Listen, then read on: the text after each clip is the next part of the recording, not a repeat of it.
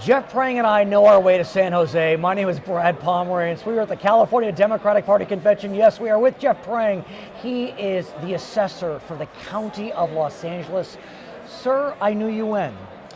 1992. I knew you Long when. time ago. We were both at California Democratic Party conventions in the 90s. Right. And I want to get a sense from you now as an elected official in a county that has 10 million people, why are you still coming to these yearly conventions? You know, the party activists is really grassroots at its finest. The people who are here this weekend are people who are passionate about our government, they're passionate about candidates, they're passionate about public policy. The people who will have the biggest impact on the election this fall, the ones who are going to be making phone calls, Right. knocking doors, preaching the word about their candidates are all here. There's just a great energy, and there's people from who are at the top of the political echelon to the moms and dads Right. and kids who are walking door to doors in the neighborhoods canvassing. Yet what's interesting about you and your history as an elected official, you were on the West Hollywood City Council, Right. and you are now the assessor for the County of Los Angeles. Right. Both positions nonpartisan. That's right. And so how have you navigated your commitment to the Democratic Party with running in nonpartisan seats? Well, you know, the people who I choose to elect for the legislature, to Congress, to national office, or president, reflect my values. But as an elected official, I take very seriously my responsibilities to represent everyone. And it doesn't matter what party you belong to. And even when I was a city council member of West Hollywood, I appointed people who were registered Republicans to city commissions. Good ideas are good ideas, no matter Right. where they come from. I want to talk about party registration with you, Sure. if I may. I recently saw a report come out of the Secretary of State's office, Yes, and it looked at party registration. right.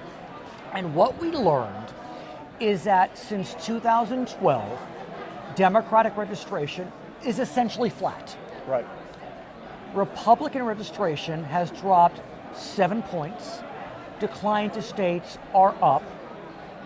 The Republicans are at risk, if the trend continues, to become a party that has less registrants than Right. decline to states. What do you make of that, sir? I think it mirrors the tremendous division that we have in this nation between right and left. Fewer people are more extreme in their points of view. But then why, I don't mean to interrupt, but why is it the Democrats seem to be holding steady, and yet the Republican, their registration is plummeting? Well, I guess here's my partisan perspective. Right. The Democrats tend to be a big tent organization. There is a lot of diversity and differences of opinion on the spectrum in the Democratic Party. The Republican Party, as an organization, is much more rigid, is out of touch with the average voter and the average views in the state of California. And rather than try to expand that base, they're doubling down and becoming more and more narrow, which is causing more and more voters to turn away from them. Although the Democratic Party has its issues as well, that's why we're seeing such an increase in people who are identifying themselves as independent voters. And let's do talk about the Democratic Party, because when I say the numbers are essentially flat, one could rejoice, but the flip side is, with population growth, Right. the number should not be flat. I mean, flat technically means down.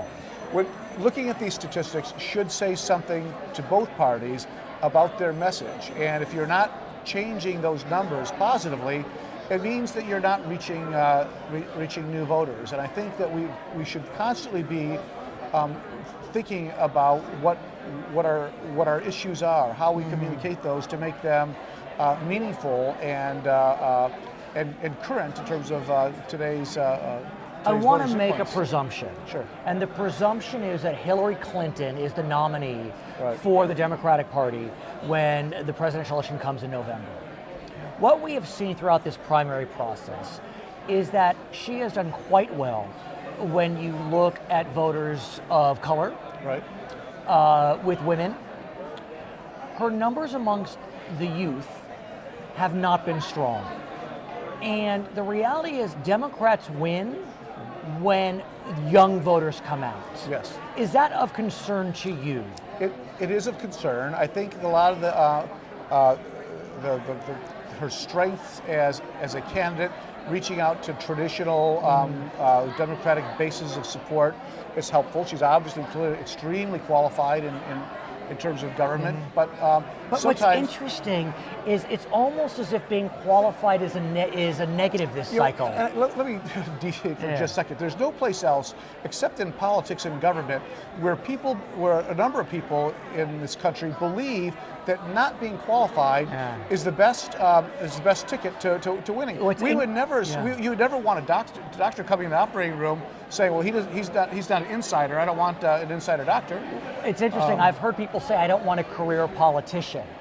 Well, on the one hand, don't you want someone with experience? I want a career doctor. I want a career lawyer, a career dentist. Yeah. I understand their aversion to what I think a lot of people believe is career. At the same time, people who've been in this business for a long time, they understand how the mechanics of government works. They understand how to build coalitions. And importantly, it's important for every politician, whether you're on the far right or the far left, you've got to get along with people. You've got to find consensus that's in the best interest of the nation or whatever jurisdiction you represent. And I think that's part of the problem we have in this country today. There's not enough people interested in government, interested in finding consensus, to find solutions. I want to make another presumption, and that presumption being that Donald Trump is the Republican nominee for president. To say that would be an unconventional nominee would be to be stating the obvious. As a student of politics for decades, what does the Democratic Party in California do with Donald Trump as the Republican nominee? It's an odd scenario. Well, I'm not an expert political analyst, but conventional wisdom says that Donald Trump will do terribly in California.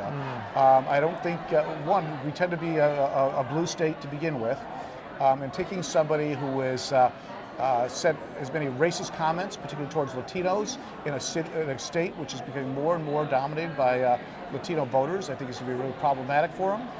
I'm really alarmed by Donald Trump. But some would argue that on the spectrum of conservatism, he actually isn't that conservative. No, he's really not a conservative. He's really not a liberal. He is. He's Donald Trump. He's a populist, but he's not a populist who's speaking to the better nature of Americans. He's speaking to fears. He's speaking to anger. He's stirring up the pot of frustration and uncertainty in this country.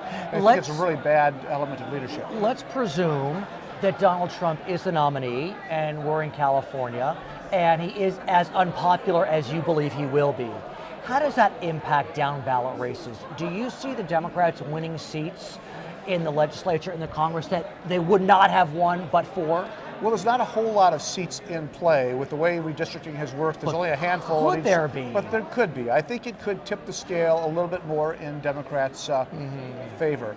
I think there's a lot of people within the Democratic Party who are going to be very, very alarmed by the possibility of a Donald Trump presidency, and I think they're going to work a lot harder to make sure that doesn't happen. So what do you make of this convention? This convention's great. A lot of great energy. It's we just got here a couple of hours ago, and it's great to see so many people I've known for many years and from Vice President speaking, what does that mean to you?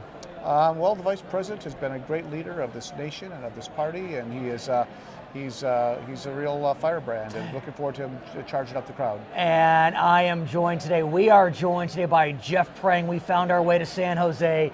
Jeff is the assessor for the County of Los Angeles. My name is Brad Pomerance. We're at the California Democratic Party Convention. You are watching Charter Local Edition.